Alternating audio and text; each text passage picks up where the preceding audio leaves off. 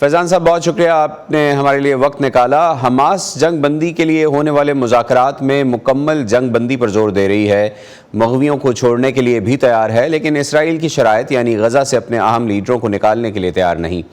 Middle ground آپ کے خیال میں کیسے حاصل کیا جا سکتا ہے اس صورتحال میں؟ جی عاطف، آپ کے سننے والوں دیکھنے والوں کو سلام۔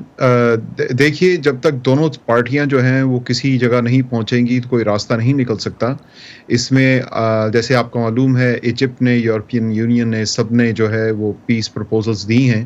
لیکن دونوں طرف سے یعنی اسرائیل اور حماس دونوں کی طرف سے جو فلیکسیبلٹی چاہیے وہ فلیکسیبلٹی نہیں دکھائی جا رہی۔ لیکن ہر لمحے کے ساتھ، ہر گزرتے ہوئے دن کے ساتھ جو بھی گینز اسرائیل نے حاصل کیے ہیں وہ جا سکتے ہیں، ان کا نقصان ہو سکتا ہے انہیں،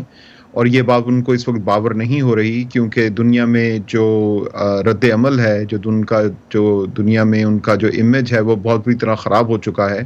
اور یہ ایک لائبلٹی بنتا جا رہا ہے کہ اسرائیل کے ساتھ تعلقات سنوارے جائیں یا اس کا کوئی حل نکالا جائے۔ فیضان صاحب، ایسے میں جب امریکہ اور اسرائیل حماس کو غزہ میں کوئی بھی رول دینے کے لیے تیار نہیں ہے، حماس یہ ماننے کے لیے تیار نہیں ہے اور اسرائیل کو ماننے کے لیے تیار نہیں ہے، ایسے میں مکمل جنگ بندی کے لیے کیا کوئی سنجیدہ گفتگو ہو بھی سکتی ہے؟ دیکھیے، اس میں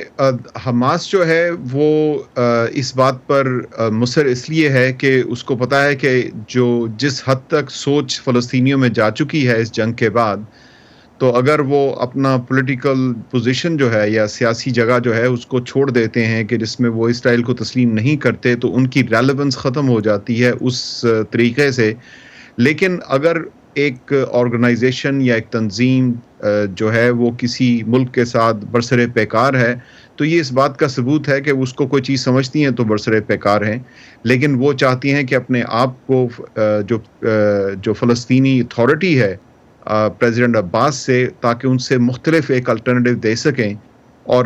بہرحال میرا اپنا یہ خیال ہے کہ حماس کو اس میں گیو ان کرنا پڑے گا، کیونکہ ان کے اوپر بھی فلسطینیوں کا بہت پریشر ہے۔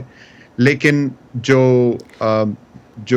پیس نیگوشیٹرز ہیں ان کے لیے یہ صورتحال کتنی مشکل ہے کہ ایک طرف فلسطینین اتھارٹی ہے جس کو دنیا تسلیم کرتی ہے، دوسری طرف حماس ہے جس کی مقبولیت میں اضافہ ہو رہا ہے ویسٹ بینک میں بھی، جو پہلے کے 12% کے مقابلے میں دسمبر میں 44% تک پہنچ چکی ہے۔ یہ کتنی مشکل صورتحال ہے انٹرنیشنل پاورز کے لیے؟ دیکھیے، اور یہی وہ بات ہے جو کہ امریکہ اور یورپین یونین جو ہے وہ سمجھانے کی کوشش کر رہے ہیں اسرائیل کو، کیونکہ اگر ایکسٹریمسٹ پوزیشن جو ہیں، یعنی ایسی پوزیشن جس میں کہ کوئی لچک نہیں ہے، اگر یہ سرایت کر جاتی ہے، جو کہ سرایت کر چکی ہے، تو پھر اور زیادہ مشکل ہو جائے گا، کیونکہ اس کا مطلب ہے کہ حماس جو ہے وہ نہ صرف یہ کہ غازہ میں بلکہ مغربی کنارے پر ویسٹ بینک میں بھی ریکروٹمنٹ کر سکتے ہیں۔ ایک اور محاذ کھولا یا کھل سکتا ہے یا کھولا جا سکتا ہے، اور اسی لیے امریکہ جو ہے وہ پریشر کر رہا ہے اسرائیل کو۔ تو وہ ایک منظر بھوپالی کا مجھے شعر یاد آیا کہ وہ عمر بھر تو کوئی بھی جنگ لڑ نہیں سکتا، عمر بھر تو کوئی بھی جنگ لڑ نہیں سکتا، تم بھی ٹوٹ جاؤ گے، تجربہ ہمارا ہے۔ کوئی بھی جنگ نہیں لڑ سکتا، اور چاہے وہ حماس ہو یا اسرائیل ہو۔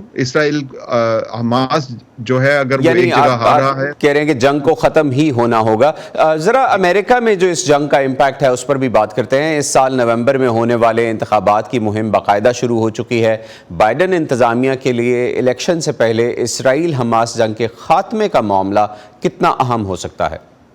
دیکھیے، ابھی پریزیڈنٹ بائیڈن جہاں جا رہے ہیں تقریر کرنے کے لیے، وہاں لوگ جو ہیں وہ خود سیز فائر کے نعرے لگا رہے ہیں، اور ان کے اوپر یہ پریشر بڑھ رہا ہے۔ ان کے پاس جو پریشر بڑھ رہا ہے ان کے اوپر پریزیڈنٹ بائیڈن پر، یہ پریشر ان کے لیفٹ آف دا سینٹر کے جو لوگ ہیں ان سے بڑھ رہا ہے، اور ان کو بھی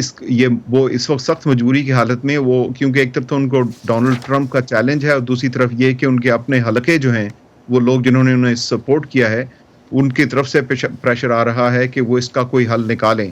اور اس کا حل، میرا اپنا یہ خیال ہے کہ کچھ ہفتوں میں ہم دیکھیں گے کہ اس کا کوئی حل نکل آئے گا، کیونکہ اور کوئی راستہ بچا نہیں ہے، نہ اسرائیل کے پاس نہ حماس کے پاس۔ رائٹ، بہت شکریہ فیضان صاحب، آپ نے ہمارے لیے وقت نکالا اور ہم سے اس اہم موضوع پر گفتگو کی۔ Thank you.